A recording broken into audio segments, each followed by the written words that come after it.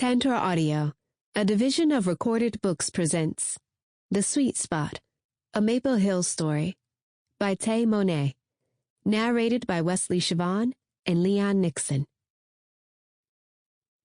Amara. "Are you sure you're ready to go back?"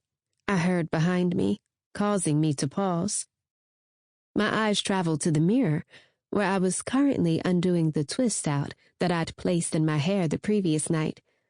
My natural tight coils hair had been untamed for the past couple of weeks because I couldn't force myself to get out of bed. All I did was wash my ass, drink water, and attempt to eat. Anything outside of that I had no desire to do. A heaviness had been sitting on my chest for the past few weeks, along with the feeling of darkness that I couldn't seem to escape. Still, I knew I wouldn't be able to continue to live like this. So last night, I finally forced myself out of bed. I gave myself a deep condition and facial to try and feel like myself again. This had definitely been the hardest month of my life. Closing my eyes, I took a deep breath and held it, as my therapist showed me, to help with my anxiety that seemed to have worsened over the past few years. "Mara, do you hear me?" My roommate and best friend Casey asked me again. When I released my breath, I opened my eyes and found her eyes through the mirror. I wanted to be annoyed that she had ruined my getting ready because I was mentally trying to prepare myself for today. I hadn't stepped out of my house in weeks. Knowing Casey was coming from a good place, I pushed my annoyance to the side. I knew she didn't mean harm. Her concern was coming from a good place. Every day Casey would peek her head inside my room checking on me, and all she ever got from me was a low grunt. No matter how much I tried to blow her off, she never took it personally, which I appreciated.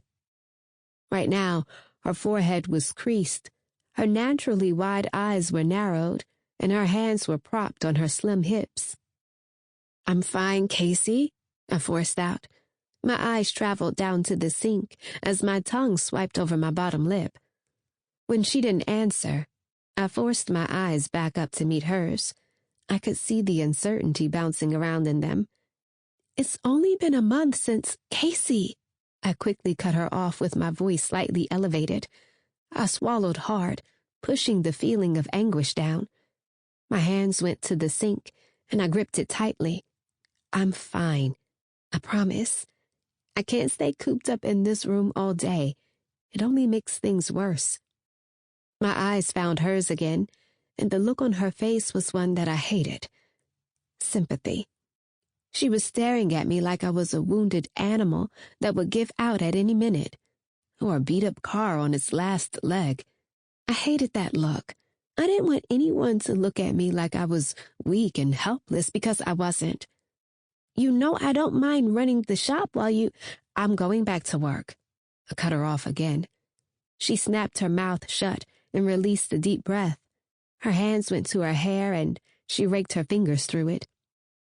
"Casey, I know that you're worried about me and I appreciate you being here for me these past couple of weeks.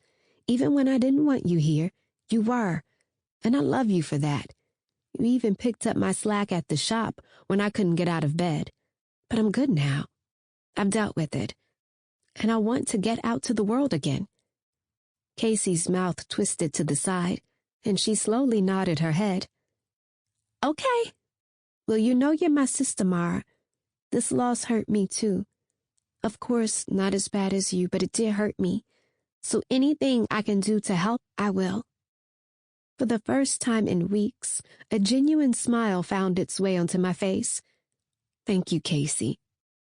She stared at me for a little longer before nodding at me and turning to head out of my bathroom.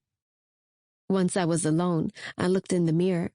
The natural glow to my skin was non-existent. My eyes were usually a bright hazel, but right now, they were dull and lifeless. There were bags and dark circles under them, which didn't surprise me because I hadn't been sleeping well. Shaking my head, I went back to undoing my twist out. I knew I would have to apply light makeup to my face to erase the stress that was currently displayed on it. I hoped I wasn't jumping the gun too soon. I knew I couldn't sit around and wallow in my misery too much longer, but I also didn't know if I was ready to deal with the outside world yet either. I scratched the back of my neck as I swallowed back tears. My chest felt like someone had dropped a load of bricks on it, and my nerves were all over the place. The back of my neck was warm, and my heart was racing in my chest. Maybe it was too soon to come back.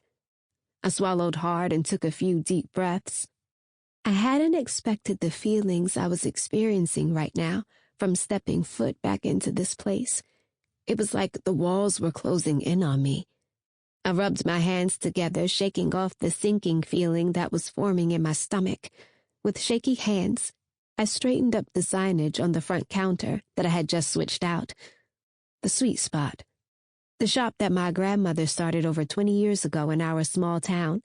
The shop that my mother was running until she fell too ill to manage it. I looked around the small bakery, and a smile found its way onto my face for the second time today. The sweet smell of the homemade treats caused my insides to squirm and grow fuzzy. It was something about the smell of sugar that gave me a natural high. Maybe because it was the one thing that connected me to the two women that meant the most to me. For as long as I could remember, I've always enjoyed coming to the Sweet Spot, helping out since I was younger. It had always been a highlight of my day. Not only did I get to eat all the cupcakes and goodies I wanted, but I also helped bake them too. My grandma took pride in this shop when she first started it. It was hard trying to maintain a startup business, especially as an African-American female, but my Nana never gave up. Now, the Sweet Spot is one of the most popular spots in Maple Hills. It's known for not only its delicious treats, but also the homely vibes and excellent service. Each dessert is homemade here in the back of the shop. My Nana created recipes that she passed down to my mom, and then she passed them to me. In the future, I hope to do the same with my daughter. The Sweet Spot is more than just a bakery. It is a legacy that holds a lot of respect in our town. Turning around, I looked around the shop. It was cozy in here, regardless how I was feeling. The colors had been the same since Nana was alive. White went from the ceiling to midway on the wall, where it turned into a bright pink. The inside was filled with silver and white tables and chairs. I had been here for over 2 hours, baking and preparing for our opening. Even though I was tired, I could admit it felt good being back in the kitchen. I was waiting for the last batch of donuts to finish baking so I could put them in the display. I would be working the front counter for the first 2 hours until Piper came in. I made my way to the counter to grab my iced caramel latte for morning sugar and went to take a drink when a knock on the front door caused me to stop mid-sip. I looked at the clock behind the counter. We still had a half hour before we opened. Spinning around, my stomach stirred when my eyes connected with the chocolate orb staring back at me. I tucked my bottom lip between my teeth and slowly lowered my drink. The small smile on my face slightly grew as I headed to the door. "Hey," I said, unlocking the door and opening it wide enough for Khalil to step inside. When I turned around, I noticed he was staring at me. It wasn't the sympathetic look that I had been getting from people since everything happened. I really couldn't read the way he was looking at me. "Sup, sweets?" His deep baritone spoke, sending a chill through my body. His eyes ran over my body, and I started to feel slightly self-conscious. I was already a thin girl, but I felt like I lost more weight over this past month since I was hardly eating. I licked my lips and wrapped my arms around my body as sudden goosebumps filled them. Khalil stood towering over me, his bottom lip that was a shade darker than his toffee skin tucked between his teeth. His bushy eyebrows were bunched together, and his eyes were squinted, as if he was looking for something. "Is something wrong?" I uncrossed my arms and pulled on one of my curls. My eyes shifted to the side briefly, then found their way back to Khalil. Slowly, Khalil's face softened, his lips slightly turned upwards, showing all 32 of his pearly whites. "Ah, I'm just glad to see you back." Soon my face was matching his. It was hard to stay upset with Khalil around. His natural aura was uplifting. I couldn't hide forever, right? He nodded and licked his lips. He pulled on his chin, which brought my attention to his 5 o'clock shadow. Khalil rarely kept any hair on his face. If anything, he would let his beard grow low during the winter, and soon as it started getting warm out, he would cut it. Personally, I thought he looked good either way, but preferred the shadow. "Casey told me you stopped by the apartment and the shop to check on me. I appreciate that." One corner of his mouth turned upwards. "You know it's no problem. If anyone knows what you're going through, it's me." For a second, his eyes showed remorse, but it disappeared just as quickly as it appeared. The two of us stood there, silently gazing at one another. I took the time to look him over. He was wearing his company shirt and some black joggers. His shirt gripped his thick arms and bulky chest. Khalil had been through so much, but looking at him, you would never know. "Are you on your way to your shop?" I asked him, after a few minutes of silence between us. His hand ran over his short Caesar cut. "Yeah, I think today's going to be a busy one." "That means it'll go by quickly then, right?" He grinned. "I can only hope so." He chuckled, and it caused flutters in my stomach. Khalil owns a car shop, AutoFix. He is the best mechanic that I know. Khalil's face suddenly turned serious, his eyes narrowed, and he took a step towards me. His hand went to my wrist, and he gripped it lightly but securely. "For real, Amara, how do you feel?" He licked his lips and rubbed his thumb over my wrist. I swallowed hard. My heart rate increased rapidly. "I'm fine, for the most part." "You know I've been where you are, and it wasn't easy. Hell, I still have my days. I'm not going to tell you everything will be okay, because I hated it when people told me that shit." Tears clouded my eyes, and I took a small breath. I'm still trying to come to grips with the fact that she's gone. If I knew it was coming, I would have been more prepared for it, but it all happened so fast. I just wanted to stop hurting. I forced myself not to let my tears fall. All I'd been doing is crying, and I was sick of it. "It's only been a month, sweets. Don't push yourself before you're ready. No one is going to fault you for taking the time to get yourself together." I closed my eyes and took a deep breath. I know, but staying in bed all day was only making things worse. At least when I'm here at the shop, I feel closer to her. And my Nana. My voice slightly cracked at the end. Khalil's tongue swiped over his lips, and his thumb ran over my wrist again. It was rough, due to him always using his hands, but his touch was gentle and calming. "When I lost my parents, being in the silence alone made everything worse.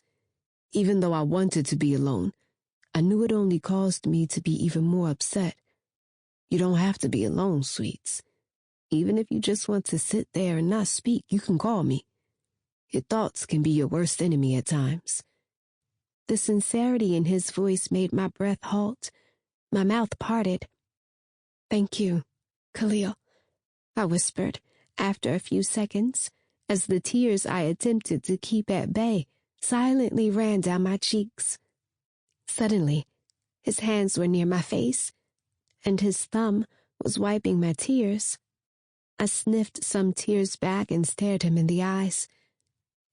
"You know it's no problem." Khalil. You think because you own the place that you can be late? My best friend, Rynell, joked when I walked up to my shop doors. Fuck you, I had some shit to take care of before I got here.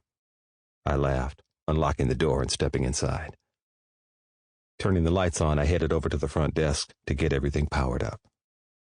It's going on 8 in the morning. What the hell you have to do this early? I looked at him and replied with a straight face. Didn't know I had to report my every move to you. Normally the shop would be up and ready to go by now. He wasn't entirely wrong. I was an early riser, always have been. I would get here before everyone else and get the place up and running. By the time my other mechanics arrived, all they had to do was clock in and look at the board for their workload. I noticed Amara was back at work today, so I stopped in to see how she was. A teasing smirk appeared on Rynell's face. Amara, huh? What happened to Sweets? My face stayed neutral. Yeah, I lost track of time talking to her. I disregarded the other comment. Looking back down at the papers in front of me, I went over the appointments scheduled today so I could start distributing them to the mechanics on duty today. Autofix was my pride and joy. Working on cars was something I inherited from my dad when I was younger. He was always outside working on different vehicles in the neighborhood, and I was always right by his side. Over the years, my love for cars grew, and when I turned 18, I knew I wanted to own a shop one day.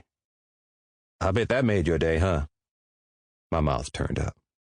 The fuck you mean by that? Don't try that fronting shit, bro. Anyone with eyes can see you got a thing for Amara. I waved him off. You always just talking. Sweets is my best friend. Always has been. Rynell crossed his arms over his chest. Y'all still spitting that best friend shit, huh? An amused look appeared on his face. Did you come here to gossip like a damn female, or are you here for a reason? This wasn't the first time I had been called out for having feelings for Amara, but just like those other times, I chose not to address it.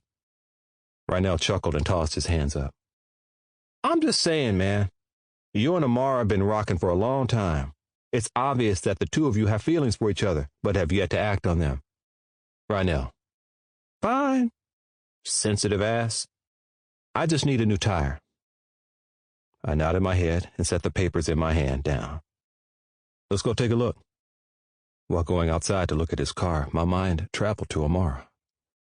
Today was the first time I laid eyes on her since her mom's funeral. She distanced herself from everyone and has been off the grid for the past month. Not that I could blame her. Losing a parent was hard, and hers was fresh. It didn't take long for me to notice the natural glow to her cinnamon brown skin was non-existent. Her light hazel eyes lacked the excitement they usually held, and the stress lines weren't missed either. Still, Amara was gorgeous. I knew it might take her a while to get back to her regular self, but I was happy to see her at least trying. What the hell you hit? I asked, bending down and examining the tire. I looked up and Rynell shrugged. I woke up and noticed it was deflating. I shook my head. I'ma open the bay. Pull it in and I'll change it. Thanks, man. I nodded to him and stood up. Turning around, I headed back into the shop. We would be officially open in an hour, but it wouldn't take me long to change the tire. I sighed as I cashed out the last customer and handed them their car keys. Today I worked open to close, and we had been busy all day. Thankfully, it was small maintenance stuff today and a few walk-ins. Once they were out of the shop, I started to close everything down. Right now, I wanted to grab something to eat and head home. After setting the alarm and locking the shop up, I headed down the street in the direction of my apartment. I lived reasonably close, so I hardly drove to work. As I was walking, I had my head down, looking at something on my phone. Shit, I mumbled as I collided with someone and dropped my phone. I'm sorry. I looked up and noticed it was Amara. I quickly grabbed her before she could fall backward. Thanks. I didn't see you. She bent down to grab my phone and handed it to me. Thanks. That was my bad. I wasn't paying attention to where I was going. I told her, grabbing the phone from her. I wasn't paying attention either. I was in my head. She ran her tongue over her full pink lips, then gave me a small smile. You look like you had a long day. I grabbed the back of my neck and rubbed it. Yeah, we were busy all day. Nothing major, but I'm glad it's over. I know that feeling. It felt like we were never going to have any downtime. She tucked a curl behind her ear. I looked up at the sign in front of her building, then back at her. How was your first day back? Amara's face slightly fell, and she inhaled sharply. It was okay. Since we were busy, I really didn't have a lot of time to dwell on being sad. I think this is what I needed. It's what my mom wanted for me. The small smile appeared on her face again. Knowing her, she would have forced me out of the house. Amara had a beautiful smile. It was warm and welcoming. Whenever I saw it, it started a fire in my stomach. I'm glad to hear that. Over the years, Amara and I had grown close, so it bothered me to know what she had been going through over the past month. There was a comfortable silence between the two of us. I could smell the sweet scent of the bakery coming off her. She smelled like sugar, vanilla, and cinnamon. I should head home, Amara finally said after a moment. I wasn't ready to leave her presence. Actually, I was about to grab something to eat. Want to join me? She tucked her bottom lip between her teeth. Uncertainty filled her face. I don't know. I'm still not really in the mood to be around a lot of people. Her voice was low. She crossed her arms in front of her, causing her full chest to push up slightly. I shook my head. Me neither. I was going to grab something quick and head home. We can chill and watch some movies like old times, I suggested. She looked down the street and I could see her going over my proposition in her head. Okay, Casey is still at work, and even though I don't want to be in a crowd, I don't really want to be alone either. When her eyes found me again, I saw the emptiness in them. It felt like someone had gutted me, witnessing the lack of emotions in her eyes. Come on then. I walked up to her and tossed my arms around her shoulders, pulling her into me. A jolt shot through me as Amara snuggled closer to me. I had to swallow hard when my heart started to speed up. This wasn't the first time I had walked with Amara like this, and each time I cursed myself because she felt too right snuggled up next to me. The scent from the bakery invaded my nose again, causing me to bend down and sniff her hair slightly. It was a mix of buttercream, vanilla, and sugar. You smell like the bakery. I looked down at her. Amara glanced up. Her cheeks had a slight red tint to them. I know. Casey tells me that all the time. She's still working with you there? Amara nodded. Yeah, she normally just works the morning shift a couple of times a week, though. She got a job at the C Spot, so she spends a lot of her nights there. I can picture her crazy ass now. I bet she up there singing all the damn time. Both of us laughed. You know she thinks she's a damn diva. I haven't been there since she started working, but I can only imagine, especially if she's drinking. Amara giggled again. Her laugh was soft and sounded sweet to my ears. I should head home, Amara said, standing up and yawning. I looked over at her on the other side of my couch. She stood up and stretched, causing the gray V-neck she was wearing to rise slightly, showing her flat stomach. I looked over her body. Even though Amara wasn't the thickest female, she had a cute shape to her. Her ass poked out enough for you to cuff. She was average height for a female, and her hips had a little curve to them. Cool, let me grab my keys. You don't have to walk me, Khalil. I don't live far. I frowned at her. I don't care. What the hell I look like allowing you to walk home alone in the dark? She gave me a small smile. I'm just saying. She slightly shrugged. You didn't have to go out of your way. I know you're tired. I waved her off and stood up. After deciding that I would clean up when I got back, I grabbed my keys and opened my door, allowing Amara to walk out first. Does it get easier? She asked after a while of us walking down the street. I glanced down at her, confused. Does what get easier? She released a small breath. Grieving. I keep trying to force my mind off my mom, but it barely helps. Her voice slightly cracked. I stopped walking, prompting her to pause too. No one can put a time frame on grieving, sweets. It takes time, and your loss is still fresh. The more you attempt to ignore it, the worse it gets. Do you still think about them? Your parents? She asked me lowly. Her eyes looked more light brown right now, and they bore into me. I could see the hint of sadness hidden within them. Staring into them made me want to hold Amara tight and absorb all the pain she was currently feeling. Every day, I admitted, feeling a tightness in my chest. Her eyes began to search mine. For what, I wasn't sure. I wish I could tell her something different, but it would be a lie.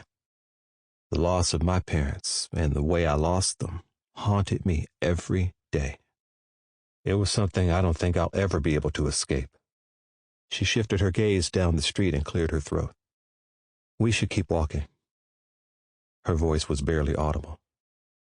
The two of us continued walking, this time in silence. My mind went to my parents. Even though it had been years, it still felt like yesterday that I lost them. When we arrived at Amara's apartment, she turned and looked at me. Her face still held a look of uncertainty. I guess I'll see you around. A smile appeared on Amara's face, but it didn't reach her eyes. I licked my lips and nodded. Stepping forward, I grabbed her and pulled her into me. Her arms instantly went around my neck, and her face dug into my chest. Her body was tensed, but it started to loosen up as I held her. Don't forget what I said, Amara. If you need to talk or don't need to talk, I'm here. I heard a small sigh release from her mouth. Slowly, I pulled her back from me. My heart rate sped up when my eyes found hers. I looked her face over, my eyes falling on her lips. Luscious and glossy looking. I had to force myself not to capture them with mine. The way Amara's eyes were boring into me made my grip on her grow tighter.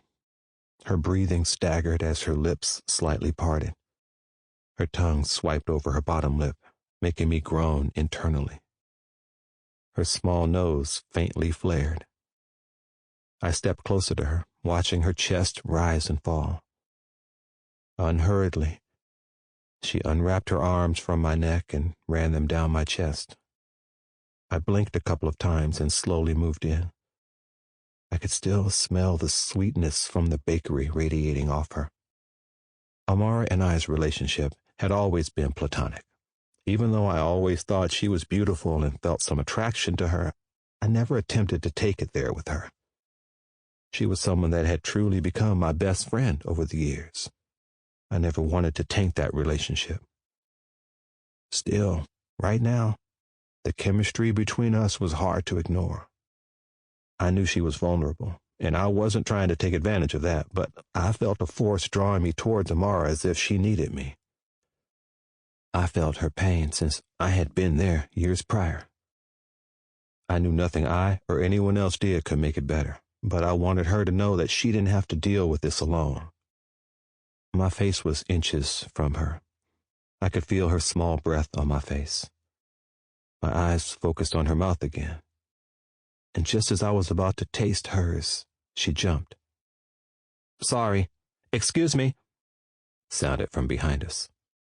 Amara pulled back with her eyes widened. I cleared my throat as Casey came whisking past us. "Hey, Khalil. Sorry." Just as soon as she appeared, she disappeared. Silence filled the air around us. "I should head inside," Amara said quietly. Slowly, I nodded. I knew the moment was gone. Instead of trying to kiss her again, I bent down and kissed her forehead. She gave me a small, toothless smile when I pulled back, then turned and headed into her apartment building. I released a heavy breath and shook my head before turning and heading down the street.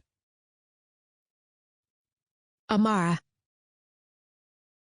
"I see you and Khalil finally stopped playing with each other," Casey voiced when she stepped into the kitchen. "Last night, I barely got any rest, which wasn't shocking. Since my mom passed, sleep was becoming a distant memory for me. I woke up a half hour before my alarm and decided to make breakfast before heading to the bakery. What are you talking? Sample complete. Ready to continue?